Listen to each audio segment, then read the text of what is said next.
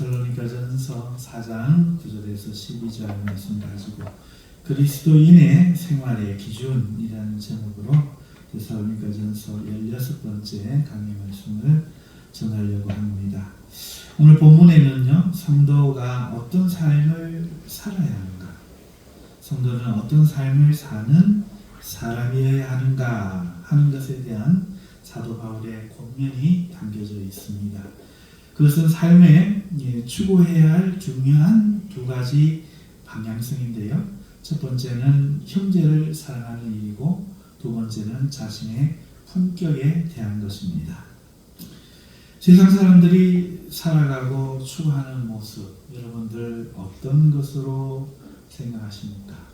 세상 사람들이 뭘 위해 사는 것 같아요? 어떤 사람은 정욕적이다, 어떤 사람은 자기 좋아하는 것을 위해 산다 말할 수 있겠지만, 성경적으로 우리가 말을 하면은 먹고 살기 위해서 합니다. 먹고 살기 위해서, 배의 종이 되어서 먹고 살기 위해서 돈을 벌고, 그리고 그 일에 성공하여 부자가 되고 사회적으로 인정받는 사람이 되는 것이 이 세상 사람들의 소망이죠. 그것을 추구하는 모습은 천차만별일 수 있지만, 성공하여 때로는 칭찬받는 사람도 혹 있지만, 대부분은 성공을 해도 지탄을 받는 경우가 참 많습니다. 예수님을 믿는 사람은 그러면 어떨까요? 어떤 방향성을 가져야 할까? 세상 사람과 똑같이 먹고 살기 위해서 사는 이것을 올바로 다 할 수 있을까? 이것이 우리의 질문이 되어야 되겠죠. 예수님을 믿고 났는데 우리의 신앙의 주소가 오늘 우리 삶에는 없고, 그저 경험했던 어떤 영적인 체험, 깨닫게 되는 어떤 하나님의 은혜, 그런 데만 우리 영적인 신앙의 주소가 있고, 오늘 우리 삶에 세상 사람들과 과연 먹고 입고 행하는 것이 똑같은데 정말 완벽히 똑같을까? 그것이 우리의 질문이 되어야 되겠죠. 주님은 그렇게 말씀하지 않으셨죠. 마태복음 6장 31절에서 32절에 그러므로 염려하여 이르기를 무엇을 먹을까, 무엇을 마실까, 무엇을 입을까 하지 말라. 이는 다 이방인들이 구하는 것이라. 너희 하늘 아버지께서 이 모든 것이 너희에게 있어야 할 줄 아시느니라. 이렇게 말씀하십니다. 그러니까 우리도 먹을 게 필요해요. 먹을 걸 구해야 되죠. 주님이 친히 일용할 것을 주옵시고 이렇게 기도를 가르쳐 주셨어요. 그러면 이 말씀은 어떤 것입니까? 무엇을 먹을까, 무엇을 마실까 하지 말래요. 하나님을 믿는 모든 사람들의 모습이 아니라 하나님 없는 사람들의 모습이라고 합니다. 그러니 여러분, 저번에도 한번 설교를 들었지만 예수님을 믿고 나서 달라진 게 하나도 없어요. 완전히 세상이 바뀌었는데, 내가 느끼는 세상은 전혀 다른 세상인데, 먹는 거, 시집가는 거, 장가가는 거, 아픈 거, 병드는 거 똑같아요. 도대체 무엇이 달라졌느냐? 같이 결혼을 해도 무엇이 믿는 자의 결혼 생활이고 무엇이 이방인의 결혼 생활이냐, 어떤 것이 거룩이냐 하는 이 문제에 있어서 오늘 우리가 가치관의 전환, 다시 말해서 세상에 소속된 사람이 아니라 예수 그리스도께 연합된 사람으로, 교리의 제자가 아니라 예수님의 생명이 연결되어서 살아내는 사람으로, 이것이 신앙의 주소에서 같은 걸 해도 전혀 다른 사람이 되는 것처럼, 오늘 우리가 무엇을 먹고 무엇을 마실까 구하는데 여기에도 이 원리가 정확하게 적용이 되는 것입니다. 만약에 이것이 적용되지 않고 무엇을 먹을까 무엇을 마실까 구하는 것은 이방 사람의 모습이라는 것이지요. 이렇게 이해하는 것이 일용할 양식을 달라고 구하라고 가르쳐 주신 주님의 뜻을 바르게 이해하는 것이죠. 예수님을 믿고 나면 먹고 살기 위해 사는 그 삶이 주를 믿는 사람으로 방향이 전환되어야 됩니다. 개념을 항상 정리하기가 어려워서 다시 한번 말씀을 드리면, 우리가 먹고 살기 위해서 사는 세상 사람들의 그 삶 속에서 살았어요. 세상 사람들은 먹고 마시고 그저 살기 위해서, 살기 위해서 또 먹고 먹기 위해서 또 살고.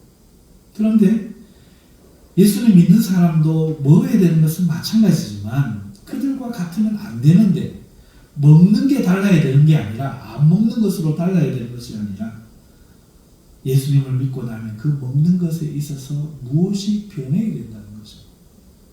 그러지 않고 세상식으로 구하면 그건 이방인들과 같다는 겁니다. 믿는 것이 삶의 목표가 되지 않고 먹는 것이 삶의 목표가 되면 이방인이요, 예수님을 믿는 것이 삶의 목표가 되어 먹는 것을 구하면 그것은 하나님의 백성인 것이죠.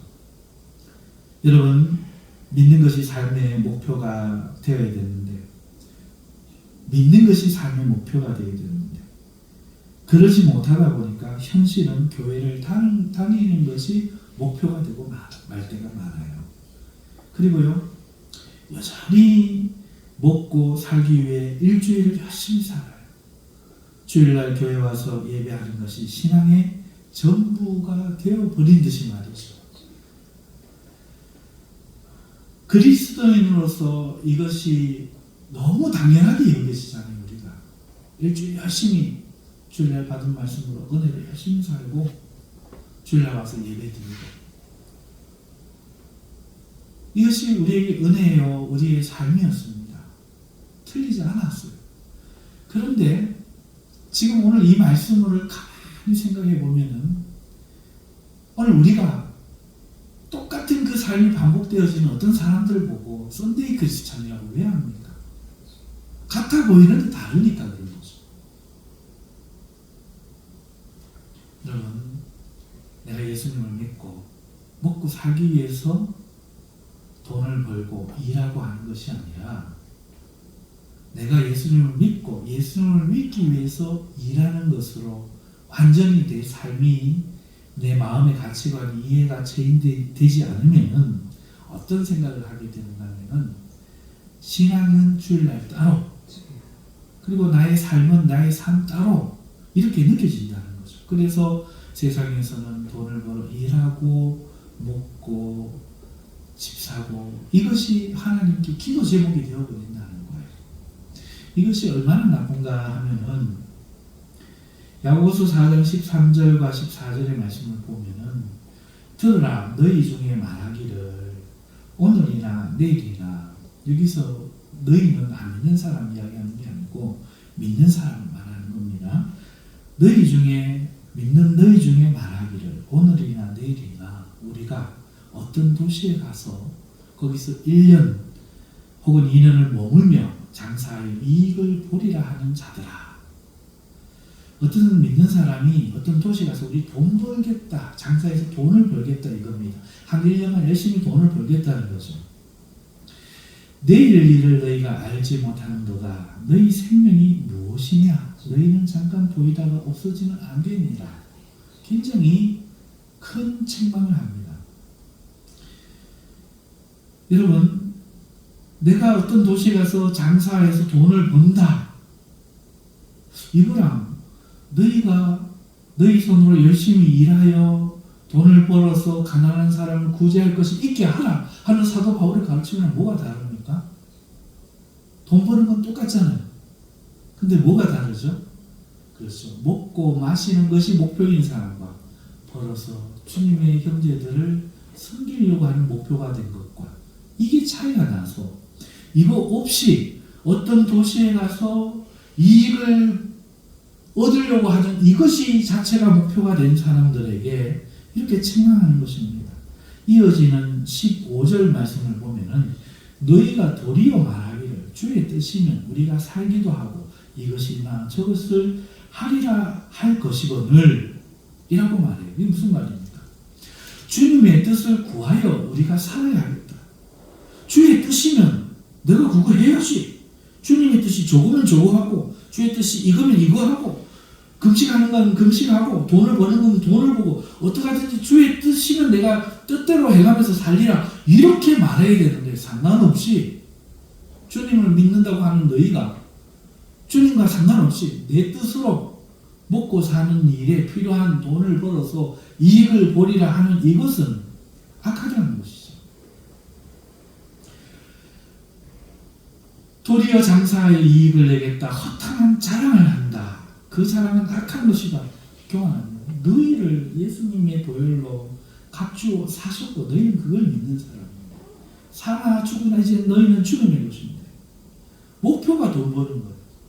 주님께 영광 돌리기 위해서 돈도 벌으려 하면 돈을 버는 거고 산에 들어가서 금식 기도하면서 세상을 위해 중보자가 되라 하면 그거 하는 거고 거지가 되어가지고 구도하며 하나님이 정하신 때까지 그렇게 진리를 찾으라 하면 진리를 찾는 거고 무엇이든지 주님의 뜻대로 내가 종인데 백성인데 명령대로 살아야지. 나에게 시키시는 일이 무엇이냐 내가 그것을 해야 되지. 이게 아니고 먹고 사는 일에 장사하여 돈을 버는 일에 뜻을 정한다. 이것이 허탄한 자랑이다. 야고보 사도가 아주 엄중하게 책망하고 있는 겁니다. 여러분 그리스도인은 그 정체성이 거듭남에 있어요. 하나님에 대해서 죽고 세상에 대해서 살아있던 옛사람을 십자가에 못 박고 죽이는 것이죠. 마치 세례가 물속에 잠겨서 부모 밑에 태어난 옛 생명은 죽고 다시 하늘의 생명으로 거듭나는 세례와 같은 것입니다. 그리스도인의 정체성은 옛사람을 십자가에 날마다 죽이고 하나님을 향해 산 새로운 생명으로 거듭나는 것을 있습니다. 다시 난 삶이 같아서는 안 되겠지요. 애벌레가 사는 삶과 나비가 사는 삶은 정확하게 다른 것처럼 오늘 거듭난 삶은 무엇에 대하여 거듭났고 무엇에 대하여 죽었는가? 세상에 대해서는 죽었고 오직 하나님께만 살아있다. 다시 말해서 그의 삶이 하나님과만 관계가 있어야 된다. 이게 정체성이란 말이에요.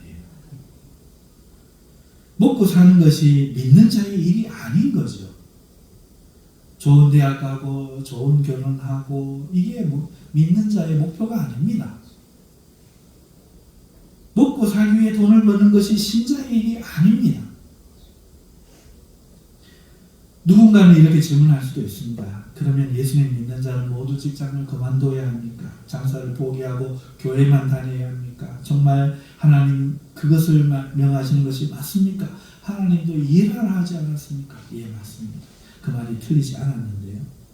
지금 제가 하는 이야기를 한번 잘 생각해 보십시오. 정리가 안 되신 분이 분명히 있을 거예요. 저는 분명 먹고 살기 위해서 살아가서는 안 되고 하나님 위해 살아야 한다고 말했습니다. 일하지 말라만 안 했어요. 돈 벌려고 하지 말라만 안 했습니다. 정확하게 먹고 살기 위해서 살아서는 안 된다. 하나님을 위해 살아야 한다. 이 말을 했습니다. 믿는 자가 먹고 살기 위해 직장을 가고 먹고 살기 위해 장사를 해 이익을 얻으려 하면 안 된다고 말씀을 드렸지 직장을 다니지 말라거나 돈을 벌지 말라는 것이 아닙니다. 단지 이 세상 사람처럼 하나님과 상관없이 먹고 살기 위해서 그것이 목표가 되어서는 안 된다는 것이죠. 예수님을 믿는 사람은 오직 하나님의 나라와 의를 구하는 사람들입니다. 믿는 것이 그 삶이 되고 삶의 목표가 되는 삶이죠. 따라서 돈을 벌어도 이제는 하나님 나라를 위해서 의로운 일에 사용하기 위해서 버는 것이 목적인 거예요. 동기와 목적이 달라진 겁니다. 장사를 해 큰 돈을 벌려고 할 때도 하나님이 자신에게 준 달란트가 그것인 줄 깨달았어. 이것으로 주의 나라를 섬기라 하는 것이 하나님의 뜻인 줄 깨달아서 주를 위해 할 때 그것은 정당하지만 주니까 상관없이 부하게 살고자, 출세하고자, 성공하고자, 잘 먹고 잘 살고자 그 일을 선택하는 그는 그리스도와 상관이 있는지 심각하게 생각해 봐야 되고, 그 부분은 잘 모르겠습니다만 분명한 것은 옳은 일이 아니라는 것이죠. 그러니 제가 드리는 말씀은 예수님을 믿는 사람들이 이를 분별하지 못하고 사는 것, 곧 예수님을 믿고 교회 다니면서도 이전과 어떻게 내가 달라져야 하는지 알지 못한 채 돈을 버는 것을 그저 먹고 사는 일을 지속하기 위한 것이란 이전 그대로의 생각으로 행하면서 단지 교회만 다니는 것이 믿는 일로 착각해서는 안 된다는 것을 말씀드리는 겁니다. 올바른 믿음을 깨달은 성도라면 이전에는 세상의 노예가 되어서 먹고 사는 일에 종되었던 자신이 이제는 자신의 손으로 수고하여서 하나님 나라와 의를 구하는 삶을 위해 헌신하겠다는 삶의 방향성과 관계성이 달라져야 함을 알아야 한다는 것이죠. 예수님을 내가 믿는다는 것, 그것은 심판에 의해 영원한 저주에 떨어지고 지옥에 떨어질 수밖에 없었던 그 나를 예수님과 함께 못 박아 장사하는 일이요. 이제 나와 상관없어진 일이요.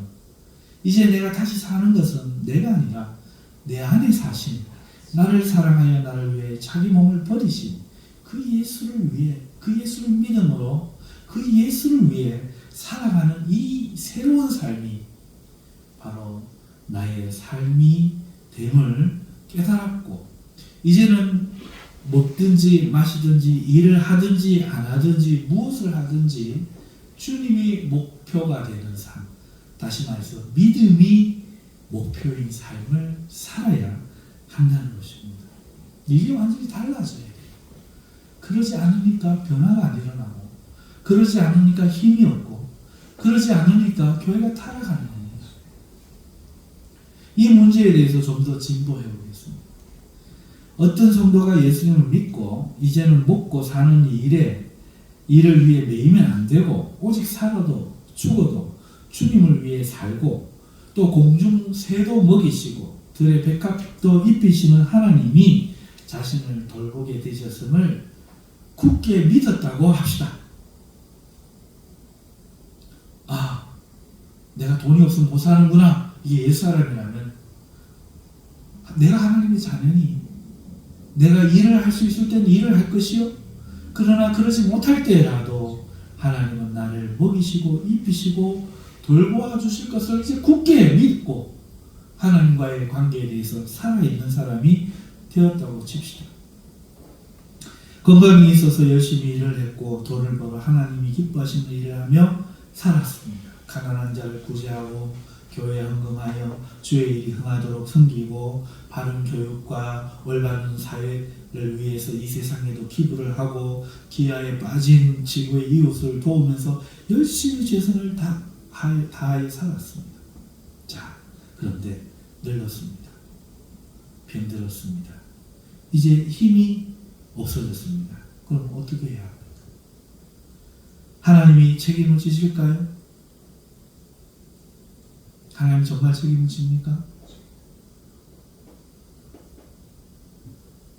아직 그 상황에 나이가 젊어서 상상으로만 들어가시는 분들도 있고 오늘 현실을 들어갔지만 아직 집에 돈과 재산이 많아서 현실은 전혀 상관없는 분도 있을 수 있습니다.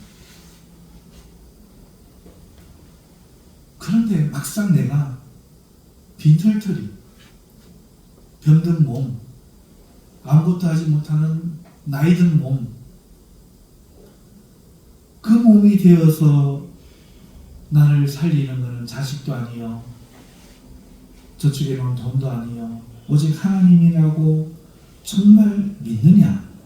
이것이 우리의 더 진일보된 질문입니다. 이것은 믿음의 문제입니다. 여러분 정말 믿습니까? 하나님이 책임지셔야 돼요. 지십니다. 이걸 믿어야 돼요. 이걸 믿어야 됩니다. 갈 바를 알고 가는 것은 확신입니다. 정보에 대한 확신이에요. 갈 바를 알지 못하고 나아가는 게 믿음입니다. 하나님은 오늘 우리를 책임집니다. 그 사람을 결단코 외면하지 않습니다. 그가 그렇게 자기 손으로 수고하여 섬길 때 축복을 더하셔서 노후를 준비하게 하실 겁니다. 만일 그렇게 하지 못했다 하더라도 까마귀를 통해 엘리야를 먹이시는 하나님이 반드시 먹일 겁니다. 먹고 죽으려 했던 과부의 기름병과 밀가루통을 마르지 않고 떨어지지 않게 하신 하나님이 반드시 그렇게 하실 것입니다. 이것이 우리의 믿음입니다. 그러니 먹고 살기 위해 살아간다는 게 얼마나 부질없는 일입니까? 성도에게 먹고 살기 위한 자기의 삶은 이제 없는 거예요. 죽은 자식이에요. 그건 걱정거리가 아니에요. 그건 염려거리가 아니고 그걸 위해 기도할 필요가 없어요. 그것은 하나님이 더해 주시는 거지.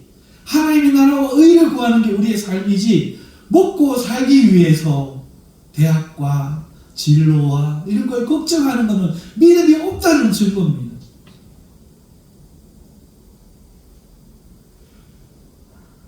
구약 창세기에서 하나님께서 죄의 벌로 먹고 살기 위해서는 땀 흘려 일해야 한다 이렇게 명령하셨다면,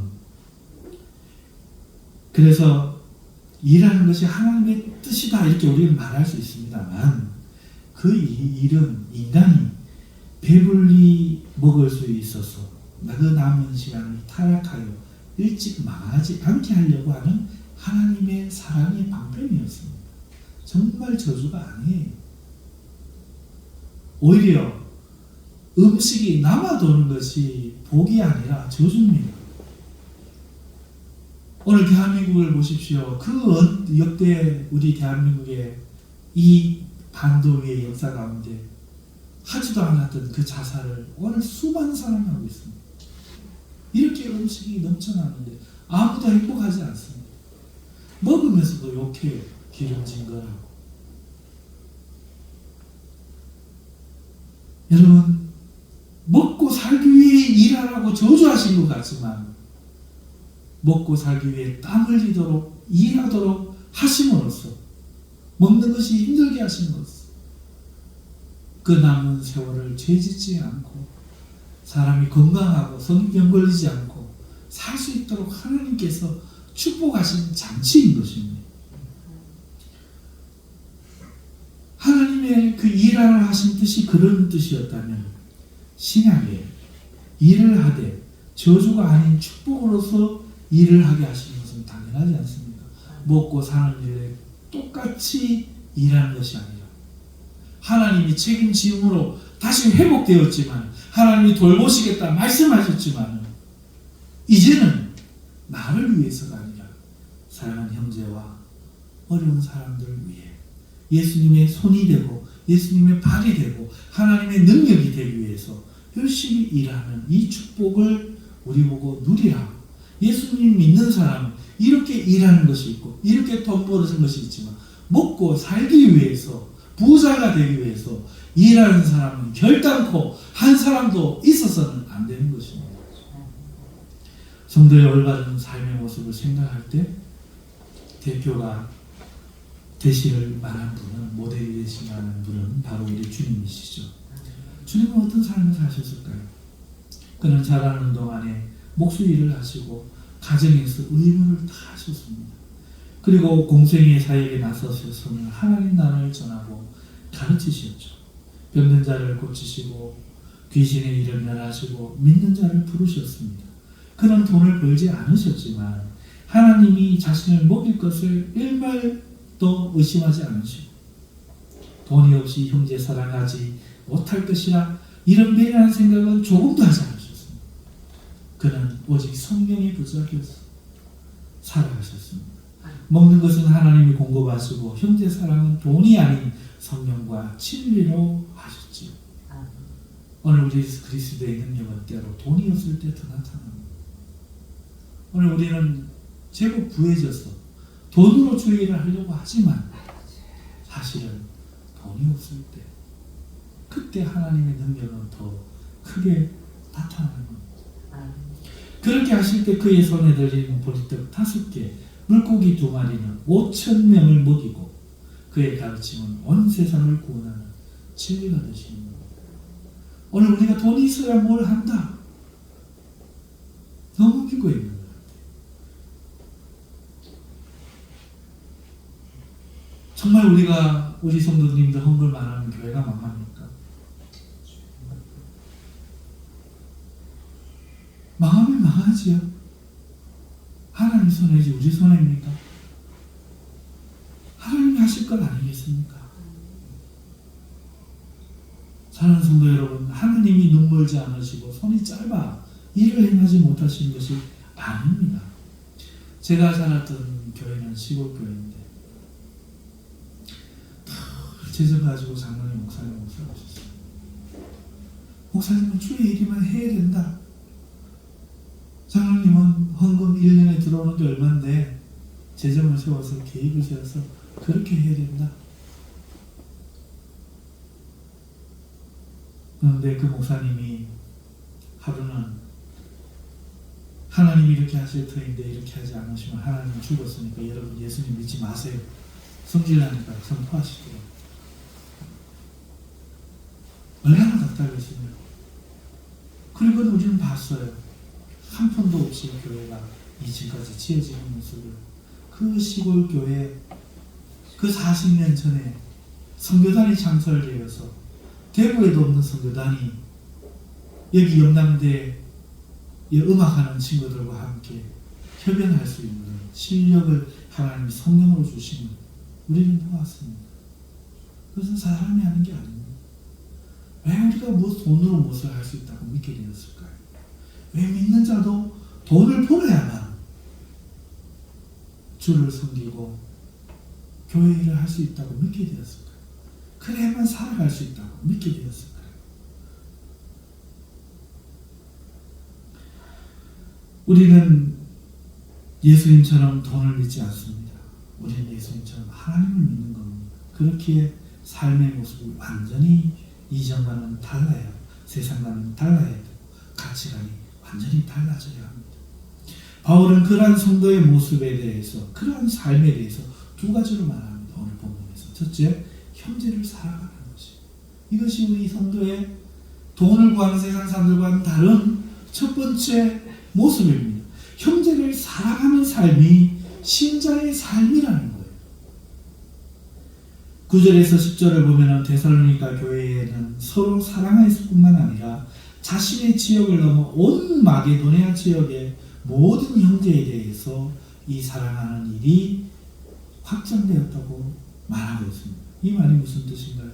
우리가 흔히 지교회라고 말하는 자기 교회 성도끼리 사랑하는 것, 이것이 아니라 옆 교회, 나아가 이웃 도시 교회까지 사랑하였다는 말입니다. 우리 교회 사람들만 사랑해야 되는 것이라고 생각하지 않고 그 마게도니아 전 지역에 도움이 필요한 사람들이 우리가 도와야 될, 사랑해야 될 사람이다. 이렇게 사랑했으니 사랑에 대해서, 형제 사랑에 대해서는 내가 말할 필요를 느끼지 못한다는 거예요. 열심히 돈을 벌어 그렇게 했겠지. 어느 날 항아리 하나 주워가지고 문질렀더니 돈이 또 나오고 또 나와서 그렇게 하진 않았을 거예요. 이들이 어떻게 살았는지 보십시오. 오늘 왜 일하는지 보십시오. 열심히 땀 흘리고 열심히 장사하고 이래가지고 그 교회 지도자들 앞에 돈을 갖다 놓고 목사님들처럼 사례를 주는 장로님들이 계셔서 이 장로님들이 도와야 될 사람들을 찾아다니면서 장사모 짝을 지어 다니면서 복음 전하고 돕고 이러는 장면을 생각해 보십시오. 이게 삶의 목표였다는 거예요. 열심히 돈을 벌어서 그렇게 하지 않았을까요? 어디서 나왔을까요? 오늘 우리가 돈을 벌지 말라고 하는 말이 절대 아니죠. 나 혼자 먹고 마시고 살고 내 자녀 장가 보내고 시집가고 집 짓고 이게 우리의 목표라면 잘못된 그리스도인들이 살아야 될 모습이 아니요. 그리스도인이지만 이방인처럼 사는 겁니다. 이것은 하나님을 기쁘시게 하지 못해요. 하나님이 우리 책임자, 하나님이 우리를 먹이고 입히시는 당사자, 그것이 예수님의 가르침 아닙니까? 돈을 믿지 마세요. 하나님이 우리를 책임집니다. 아멘. 아멘. 이걸 우리가 믿어야 돼요. 아멘. 이를 도전하기 위해서 프란시스는 자기 재산을 팔아서 가난한 자에게 다 주고 떠난 거죠. 진리를 이걸 쥐고는 할 수가 없다. 구할 수가 없다. 머릿속으로만 이해하는 진리는 진리가 아니고 내 삶으로 체득되어야 그게 진리다. 그럼 믿고 자기 재산을 팔아 나누어 주고 그리스도를 쫓아들고 하겠습니다. 아브라함이 그 많은 재산을 두고 왜 장막에 거하겠어요? 원래 이스라엘은 장막이 집이에요. 이런 소리 저도 압니다. 그러나 거기는 가나안 땅이었어요. 집을 짓고 살았어. 예수님 당시도 회당의 지붕을 뚫고 들어가지 않았습니까? 하나만 알고 둘은 모르는 소리. 그 당시에도 아름다운 건축물들이 많이 있었고 유적으로 남아있지 않습니까? 팔레스타인 지방에. 집을 지을 수 있는데 왜 장막을 짓고 살았습니까? 여기가 내 땅이 아니다. 하나님 약속하신 땅에서 와서 살고 보니 그 약속의 땅이 여기가 아니라 저 하늘 위에 있구나 깨달았기 때문에 여기의 삶에 집중하지 않고 하늘의 삶에 집중했던 것 아니겠습니까? 그러므로 오늘 우리가 이 땅을 살면서 어떻게 살아야 됩니까? 돈을 벌어 이 땅에 저금하고 이 땅에 저축하고 이 땅에 투자하는 것은 오늘 우리의 모습이 아닙니다. 내 보물이 있는 곳에 내 마음이 있는 것입니다. 오늘 우리 주님께 마음이 있다면 여러분 돈을 버리십시오. 돈을 버리십시오. 돈을 의지하는 마음을 버려야 됩니다. 내가 돈으로 산다는 생각을 버려야 됩니다. 주머니에 돈이 있는 것으로 어깨를 펴는 그 의지를 끊어내야 됩니다. 가난하든 부하든 상관이 없고 하나님이 우리와 함께 하시고 그것으로 우리의 용기, 그것으로 우리의 기쁨, 능력을 삼아야 하는 것입니다. 그러지 않고 하나님 이름을 그 돈을 벌기 위해 출세를 위해 부른다면 그것은 가나안의 우상숭배와 무엇이 다릅니까? 하나님은 다른 어떤 우상이 아니라 오직 하나님만을 필요의 공급을 채우시는 신으로 부르기를 율법에서부터 우리에게 요구하고 계시는 겁니다. 자, 오늘 우리는 과연 그렇게 살고 있을까? 여러분, 개인주의에 빠져서 우리는요, 교회 안에 도움을 청하는 것도 청하지 못해요. 먼저 패로 생각합니다. 이기주의에 빠져서 누구를 도울 때 자신을 희생하지 않는 선에서 도우려 합니다. 신앙생활을 교회에 와서 예배하고 말씀을 듣는 것으로 제한한 채 실제로 사랑하는 삶을 적극 살지 않으면서 예수님이 주신 유일한 계명, 서로 사랑하는 명령을 지키는 일에 굉장히 등한히 하고 있는 모습을 오늘 우리는 보입니다. 옆교회 일 몰라요. 누가 목사님인지도 몰라요. 사례가 있는지 없는지도 몰라요. 없는 거 서류 신청해야 됩니다. 찾아다니면서 적극적으로 누가 어느 교회가 하나님의 도움이 필요한지 내 형제라 생각하고 도우려는 몸부림 없습니다. 그것은 옳지 않습니다. 지교회주의를 버려야 돼요. 여기는 우리들의 전방이 아닙니다. 하나님의 교회입니다. 여러분도 그렇게 세뇌나가시면 안 돼요. 여러분은 주님의 종입니다. 그럼 주님을 기뻐하시는 걸 하지 목사가 전국 가게 안 합니다. 그러므로 정신을 차리십시오. 꼭 교회만 내서 뭘 하겠다고 하지 말고 도울 사람은 도우십시오. 주의 이름을 도우십시오.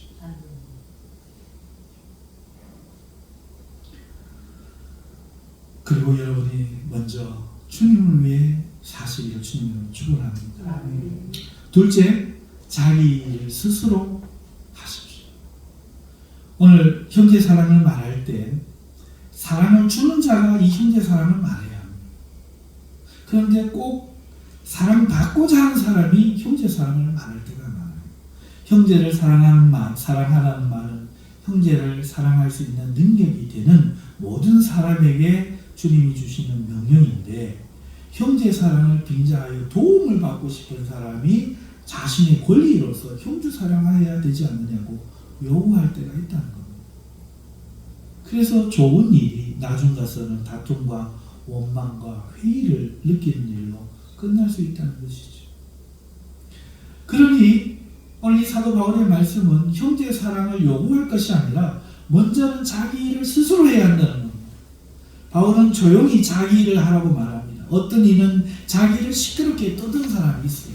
그래야 한 사람이라도 관심을 갖고 봐주고 도와줄까 바라세요. 이러한 사람은 그 말하는 것도 이렇게 합니다. 어떤 사람은 나를 도와주더라. 정말 예수를 믿는 사람이 아니냐 이 사람. 그런데 누구는 믿음이 있는 척하더니 말로만 하고 나를 안 도와주더라. 나는 그런 사람 예수 믿는 사람으로 안 본다 하면서 얼마나 의로운 척 남을 공격하는지 모릅니다. 하지만 그 말은 방향을 돌려서 자신에게 해야 할 말이죠. 남에게 할 말이 아닙니다. 예수님을 믿는다는 나는 남을 돕고 살아가는가 이렇게 말을 해야 합니다. 살아가는 쪽에서 스스로 지적해야 하는 쪽 말이지 받는 쪽에서 안 준다고 지적할 말이 아닌 거죠. 유산은 아버지가 자식에게 물려주는 것이죠. 자식이 아버지 살아있는데 주십사고 요구하는 게 아닌 것처럼. 그러면 탕자 아닙니까? 그럼 어떻게 해야 합니까? 내가 좀 어렵고 내가 뭔가 좀 주의를 하고 할 때 시끄럽게 굴 것이 아니라 조용히 하는 거예요. 하나님이 아시지 않습니까? 하나님이 도울 것을 그도 믿어야 하지 않습니까? 그러면 첫째는 조용히, 둘째는 스스로 해결하는 것입니다. 남의 도움을 바라지 말고 자기 일은 자기가 한다는 신념으로 스스로 하고 자기 손으로 돈 벌고 일하고 힘쓰고 애쓰는 겁니다. 그러면 하나님이 그 손을 복주시고 힘 주셔서 그를 일어나게 하실 것이고 높게 세워주실 것입니다. 이렇게 해야 다른 사람에게 피해를 안 주고 사랑이라는 이름으로 형제를 괴롭게 하지 않을 수 있는 거예요. 12절이 그 뜻입니다. 이는 외인에 대하여 단정히 행하고, 그렇습니다. 스스로 그렇게 하지 않고 도움만을 바라고 있으면 다른 사람에게 단정할 수 없습니다. 이 사람도 사랑이라는 이름으로 요구하고 저 사람도 사랑이라는 이름으로 도움을 요구하고만 있으면 형제 사랑은 짐이 되고 늪이 되고 말 거예요. 모두가 궁핍해질 겁니다. 믿는 사람은 품격이 있어야 합니다. 그 품격은 거짓 근성에서 벗어나는 것입니다. 공짜를 바라는 마음을 버리는 겁니다. 남이 주는 사랑의 섬김을 당연한 듯 여기며 공짜로 여기는 천한 마음에서 벗어나야 돼요. 내가 하겠다. 이 자존감이 있어야 돼요. 그 섬김의 가치를 알고 귀한 줄 알고 누가 나를 섬겨줄 때 그 가치를 알고 다음에 자신은 배로 다른 이에게 사랑으로 섬기겠다는 의지를 가지고 스스로 노력해야 되지 도움만을 바라는 사람이 되어서는 안 되는 것입니다. 오늘 본문에 데살로니가 교회를 향한 바울의 권면은 성도의 삶이 어떠해야 하는지를 잘 보여주고 있죠. 돈을 벌어 먹고 살고 자기를 자랑하는 삶이 아닌 이제는 주를 사랑하고 믿어 하나님 나라를 위해 사는 두 가지 삶의 모습을 제시하고 있습니다. 첫째는 자신이 가진 모든 것으로 형제를 사랑하는 것입니다. 자기 교회를 넘어 이웃 교회, 믿지 아니하는 자들에게까지 넓어져 가야만 하는, 그러기 위해 수고하고 애쓰며 일하며 돈을 벌어야 하는 것입니다. 둘째는 살다 보면 어쩌지 못해 도움이 필요한 상황에 놓일 수가 있습니다. 하지만 그저 도움을 바라지 말고 스스로 일어서려고 해야 합니다. 그 일을 조용히 스스로 하며 기도할 때 하나님이 다 하시기 때문에 하나님께서 도와주실 것입니다. 이런 마음을 가지고 살아야 품격이 생기고 단정한 모습이 되어 다른 사람들에게 예수를 전하는 일에 방해가 되지 않을 것입니다. 만일 도움을 받더라도 정말 받아야만 되는 처지가 되더라도 그것을 당연히 여기지 말고 더 많은 것으로 갚을 마음을 가져야 합니다. 물론 그가 섬긴 것이 하나님이 섬기게 하신 것은 맞는데 하나님이 하셨지 이렇게 당연하게 말하면 안 돼요. 제가 신학교에 와서 가장 화가 났던 일 중에 하나는 어떤 교회 집사님인지 원사님인지 어떤 전사님에게 등록금을 주셨대요. 이 전사님 오셔서 우리에게 자랑을 합니다. 자기는 기쁘게 자랑을 하죠. 하나님이 까마귀를 통해서 등록금을 보내셨다. 그 권사님 왜 까마귀입니까? 이 사람은. 그는 자기 쓸 것 안 쓰고 당신에게 그걸 주셨구만. 당신은 하나님이 보낸 까마귀로밖에 그 사람이 안 보이던가. 너무너무 마음이 아팠어요. 왜 말을 해도 그렇게 합니까? 왜 하나님 했다고 합니까? 하나님 하셨죠. 누가 모릅니까? 하지만 그 사람이 보여야 되지 않습니까? 내가 앞으로 얼마나 많은 사람을 위해 금식하고 공부하고 이 목회 길을 목사가 돼서 하라고 하나님이 이렇게 보내십니까?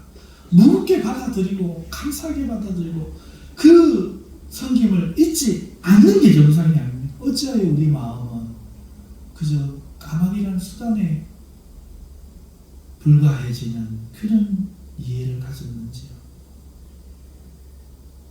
제발 우리는 다른 사람의 헌금, 작은 헌금을 이렇게 보지 않았으면 좋겠어요. 제발 툭 떨어지는 많은 헌금에 놀라지 않았으면 좋겠어요. 그 사람의 진심과 그 사람의 하나님을 향한 헌신의 마음을 같이 알며 존중하고 그러한 결단을 주신 하나님께 감사하며 나도 그렇게 해야지 이런 각오를 되새길 수 있는 우리들이 되었으면 좋겠습니다. 자, 그래서 오늘 그리스도의 삶의 두 가지 기준에 대해서 살펴보았는데요. 첫째는요, 이 세상에 살던 삶의 방식은 우리 방식이 아니고 우리는 끝났습니다. 형제를 사랑하는 이 단 하나의 명령 오늘 들어보십시오. 갈비뼈가 부러진 분이 있습니다. 아픈 분이 있습니다. 힘든 분이 있습니다. 적극 사랑하십시오. 기도해 주시고 물질을 나누시고 말씀으로라도 다정하게 하시고 여러분 그 형제 사랑이 우리 교회에만 국한되지 말고 다른 연약한 교회들로 넓어져가고 온 세상으로 넓어져 가시기를 주님의 이름으로 축원합니다. 그리고 혹여라도 내가 도움을 받아야 될 때 여러분 먼저는 내가 스스로 도움을 바라지 말고 내가 스스로 하기를 힘쓰시고 혹여라도 도움을 받는다면 하나님이 그렇게 하셨지만 그 형제의 사랑의 섬김을 가슴 깊이 귀하게 받을 줄 아시는 우리 모두가 될 수 있기를 주님의 이름으로 축원합니다.